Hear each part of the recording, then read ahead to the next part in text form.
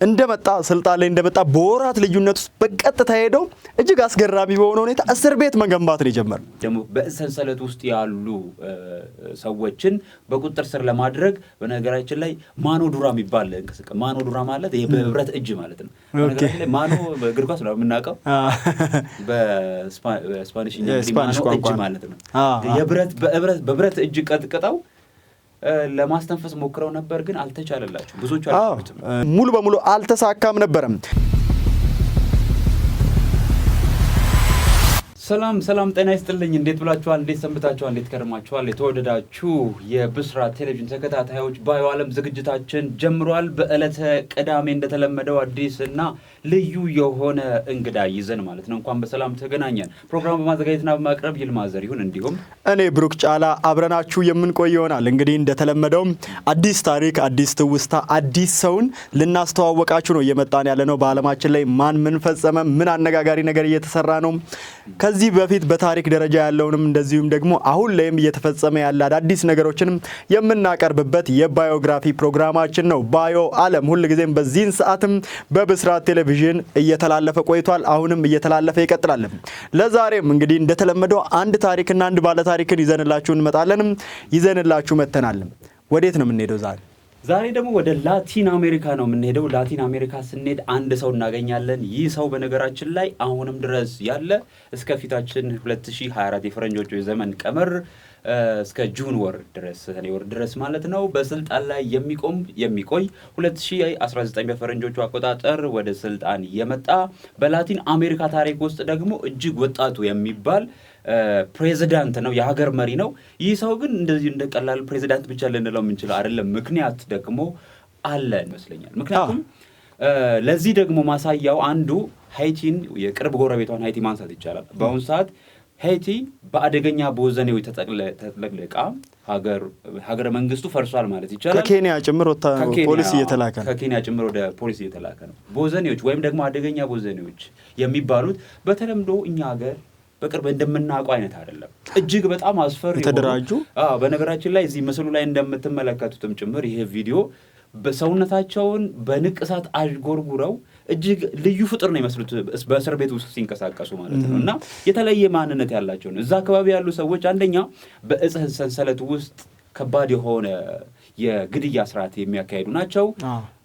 አንተም ብቻ አይደለም የሚገሉ፣ አንድ ጥፋት አጠፋ ማለት ቤተሰብንም ጭምር ነው የሚጨርሱት። እና ርህራሄ ስለሌላቸው በዛ የተነሳ በጣም ይፈራሉ። እዛ ከመንግስት እኩል አቅም ያላቸው ወይ የበለጠ አቅም ያላቸው ናቸው። ከዛም በላይ ነው የሚሆነው ማለት ነው። መንግስትን ጥሎ እንግዲህ ሀገረ መንግስትን እስከ ማፍረስ የሚደርስ ትልቅ ሰንሰለትና አደገኛ ናቸው ማለት ነው። ኤልሳልቫዶርም ላለፉት በተለይ ደግሞ 1992 ላይ ነው የእርስ በርስ ጦርነቱም ያበቃው በዛች ሀገር።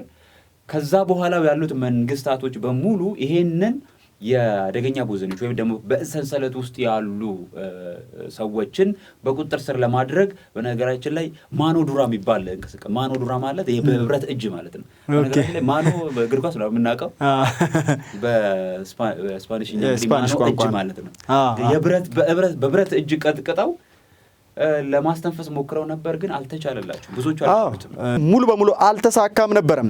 ይህ ወጣት ወደ ስልጣን እስኪመጣ ድረስም ቡካሌ እንግዲህ በተለያዩ የህይወት ውጣ ውረዶች ውስጥ አልፈዋል። በአሜሪካን ሀገርም ትምህርቱንም እንደዚሁ ተምሯል። ነገር ግን አልጨረሰውም። ድሮፕ አውት በማድረግም ወደ ያማሃ ሞተርስ አስመጪ እስከመሆን ደርሷል። በኤልሳልቫዶር ማለት ነው።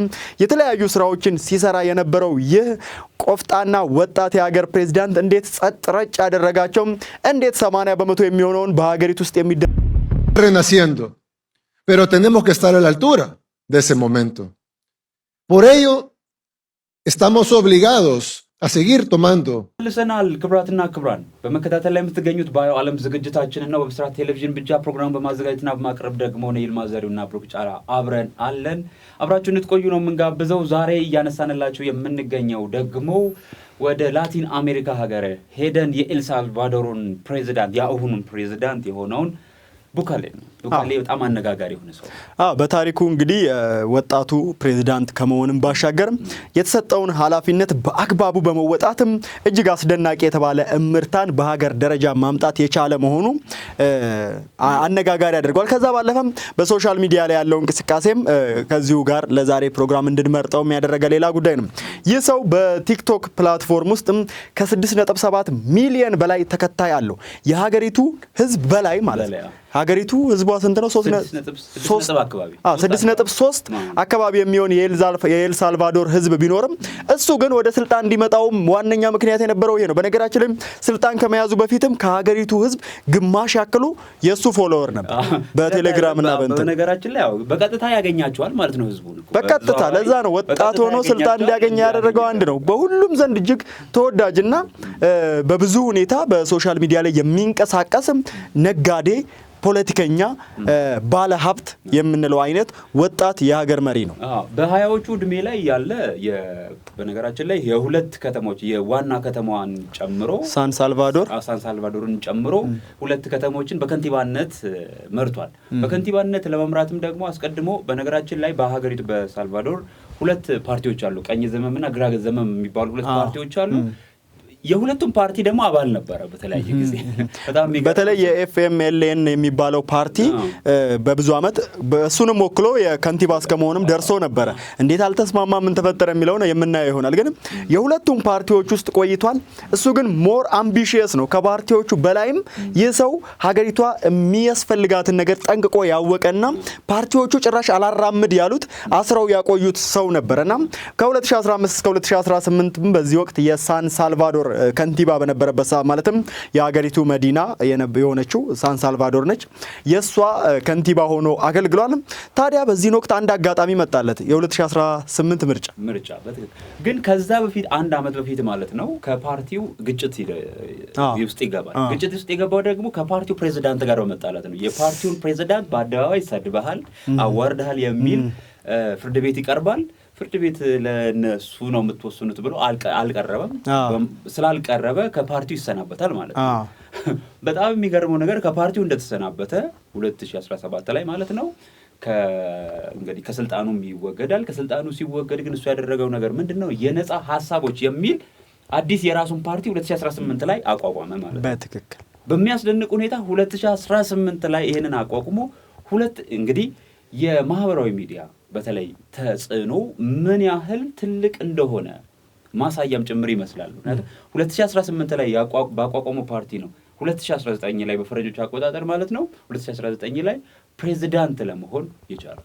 እንግዲህ አንጋፋ የሚባሉ ፖለቲከኞች ለአመታት ያክል ኤልሳልቫዶርን ስልጣን ለመቆንጠጥ ያደረጉት ጥረት ሳይሳካ ቀርቶ ከነዛው ከሱ ካባረሩት ወይም ደግሞ እንዲወጣ ካደረጉት የፖለቲካ ሰዎች በልጦ ሶሻል ሚዲያውን ያለውን ኢንፍሉዌንስ በመጠቀም በተለይ በቴሌግራም እና በሌሎች ሶሻል ሚዲያ ፕላትፎርሞች እንቅስቃሴ በማድረግ በከፍተኛ ድምጽ በተለይ ደግሞ 53% የሚሆነውን የመራጮች ድምጽ በማግኘት በቀጥታ ስልጣኑን ሲቆጣጠር ዓለም ጉድ ነው ያለው።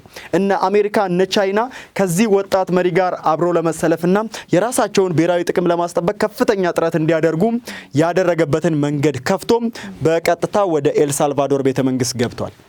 እንግዲህ ፕሬዝዳንት መሆኑ እና ደግሞ በአጭር ጊዜ ፓርቲውን ባቋቋመ በአጭር ጊዜ አንድ አመት አልሞላ ጊዜ ውስጥ ወደ መሪነት መምጣቱ አነጋጋሪ ነው። ነገር ግን ሀገሪቷ በራሷ ብዙ የሚያነጋግር ጉዳይ አላት።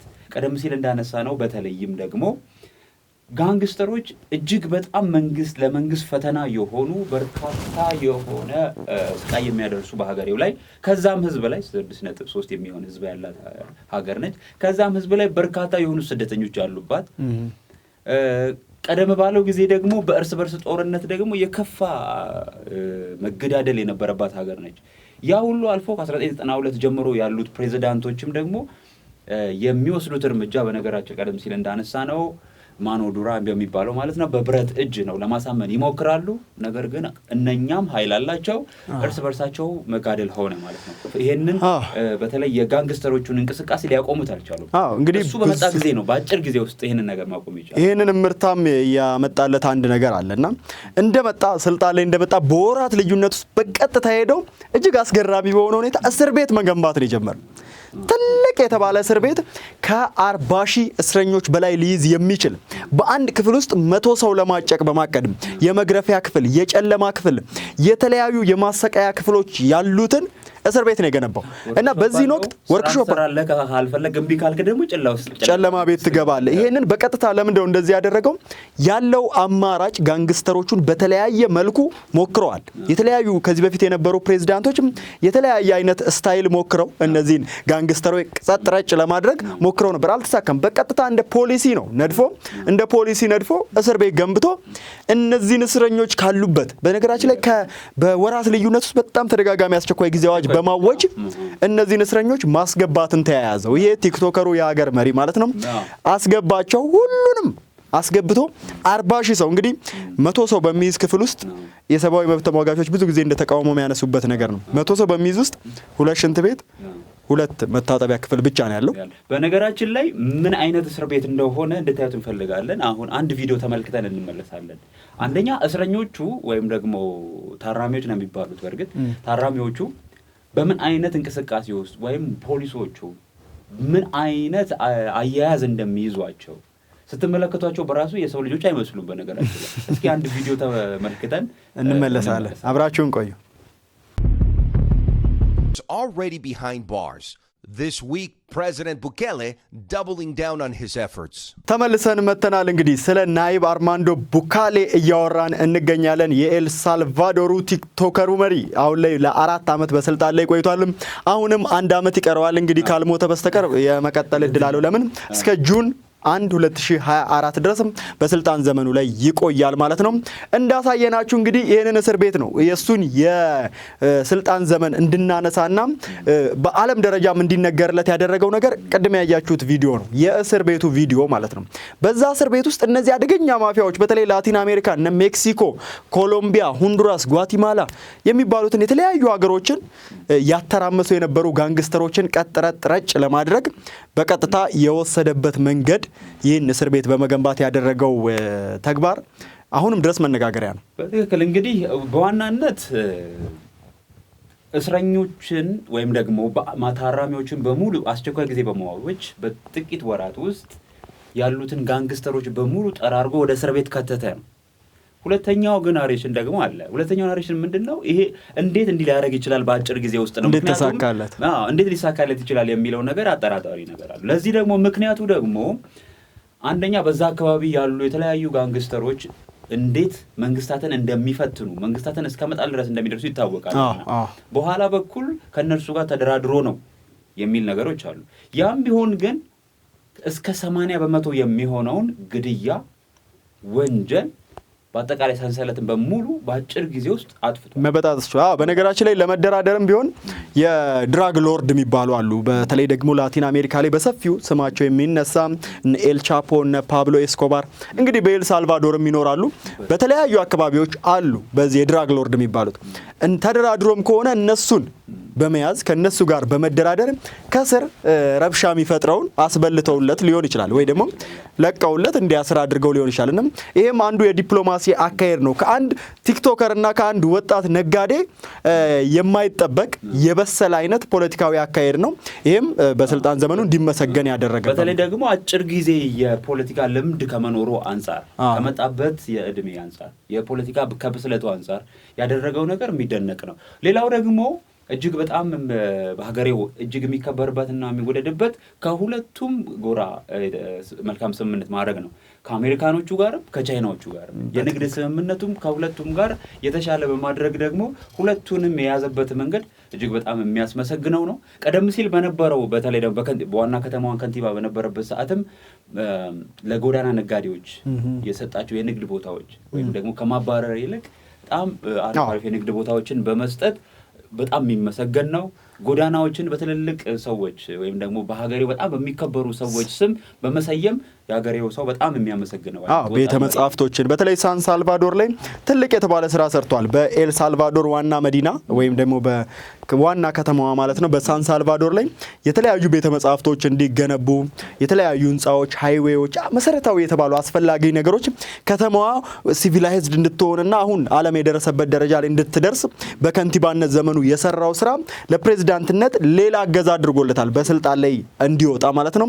ከዛ ባለፈ ደግሞ በማህበራዊ ሚዲያ ላይ የሚያደርገው እንቅስቃሴ በተለይ ደግሞ የሚሰራቸው በጎ ተግባሮችም ድሃው ጋር ወርዶ የሚያደርገው ነገር ከስር ወርዶ የሚያደርጋቸው እንቅስቃሴ የንግድ ስራው ባለሀብትነቱም ሁሉም ነገር ተያይዞ ይሄንን ወጣት ሰው ላይ ኤል ሳልቫዶር ቁንጮ ላይ ያስቀምጠውታል። እንግዲህ እስቲ አንድ ሌላ ደግሞ እሱ የለቀቀውን የቲክቶክ ቪዲዮ አይተን እንመለሳለን። አብራችሁን ቆዩ። Que cada uno lo analice y sea consciente de lo que hemos logrado. ተመልሰናል። ክብራትና ክብራን በመከታተል ላይ የምትገኙት በአየው ዓለም ዝግጅታችንን ነው። በብስራት ቴሌቪዥን ብቻ ነው ዛሬ እያነሳንላችሁ የምንገኘው ደግሞ በላቲን አሜሪካ ውስጥ የምትገኘውን የኤል ሳልቫዶርን ፕሬዚዳንት የአሁኑም ፕሬዚዳንት ነው። ቀደም ሲል እንግዲህ ከዚህ በፊት እንደምናነሳው አይደለም ዛሬ በህይወትም አሁንም በስልጣን ላይ ያለ አይነት ሰው ነው። እንግዲህ ቡኬሌ በጣም አስገራሚ የሆነ ስብዕና ያለው ሰው ነው። በአንድ አመት ፓርቲውን በቋቋመ በአንድ አመት ውስጥ ወደ ስልጣን የመጣ ማህበራዊ ሚዲያ እንዴት ኃይለኛ ፓወር እንዳለው በተለይ ደግሞ በመልካም ከተጠቀምክበት ምን ያህል ሊጠቅምህ እንደሚችል ማሳያም ጭምር ነው። ከታች ጀምሮ የራሱን ስራዎችን ኢንቨስትመንቶችን እንቅስቃሴዎቹን የእየለት ተግባሩን ሌላው ቢቀር የተባበሩት መንግስታት ውስጥ ሁሉ ሳይቀር ሰልፊ ተነስቶ ያለው ላይቭ ለተመልካቹ የሚያጋራ የተለየ አይነት ስብዕና ያለው ሰው ነው። እንግዲህ ስለ ናይብ ቡኬሌ ብዙ ነገር ማለት እንችላለን። አሁንም ድረስ በስልጣን ላይ ነው ያለው። እንግዲህ ወደፊት ደግሞ ምን ይፈጥራል ኤል ሳልቫዶርን። በነገራችን ላይ ብዙ መሪዎች የመጀመሪያውን 3-4 አመታት እንደተወደዱ ነው በዓለም ላይ ያሉ ታሪኮችን ማንሳት እንችላለን። እንደተወደዱ ነው። ከዚህ በኋላ እንዴት ይቀጥላል? ሁለተኛ ዙር ምርጫውንስ ያሸንፋል አያሸንፍም? እንግዲህ አብረን የምናየው ይሆናል። ለማንኛውም ግን ቲክቶከሩና የሶሻል ሚዲያ ኢንፍሉዌንሰር የተባለው የሀገር መሪም ናይብ ቡኬሌ አሁንም በስልጣን ላይ ይገኛል።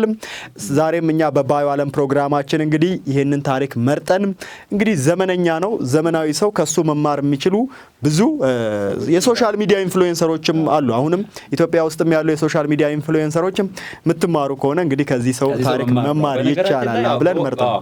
በዋናነት ደግሞ በተለይ ጠመንጃ ካነሱ ሰዎች ጋር እንዴት መደራደር ይቻላል አንድ፣ ሁለተኛ ነገር ደግሞ ምን አይነት እርምጃ መውሰድ አለብን የሚለውንም ከሱ በደንብ መማር የሚቻል ይመስለኛል። አንዳንድ ጊዜ ያው ምንድነው ከዚህ በፊት መጋቢ አዲስ አንድ የሚሉት ነገር አለ።